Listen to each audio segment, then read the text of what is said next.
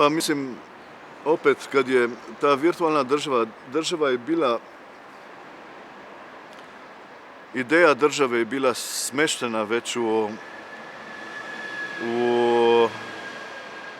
u te osnovne neke parametre Laibacha, već na samom početku. Mi smo napravili pjesmu Država 82. godine, strukturirali smo Laibach, prvo Laibach kao državu, kasnije Neue Slovenische Kunst kao državu i jednostavno smo se počeli ponašati kao da smo virtualna država. Onda 1992. godine mi smo došli do toga da smo proglasili, kad je Jugoslavija zaista raspala, a ne samo Jugoslavija, tada su počele raspadati i ostale države kao Sovjetski savez i Češko-Slovaška i mi smo na kraju odlučili da moramo malo čvršće napraviti, malo ozbiljnije napraviti u svoju državu i počeli smo izdavati ove putovnice.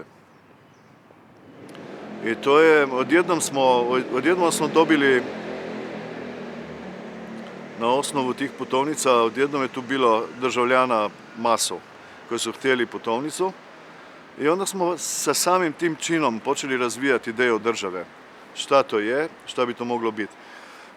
Ali ta naša država je nije stvorena na teritoriju, nego na umu, na mindu.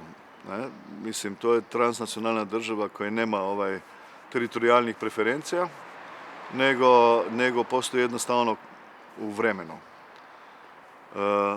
I to je to. I onda smo se polako transformirali u tu državu, ali dobro, to je sad išlo svojim putem.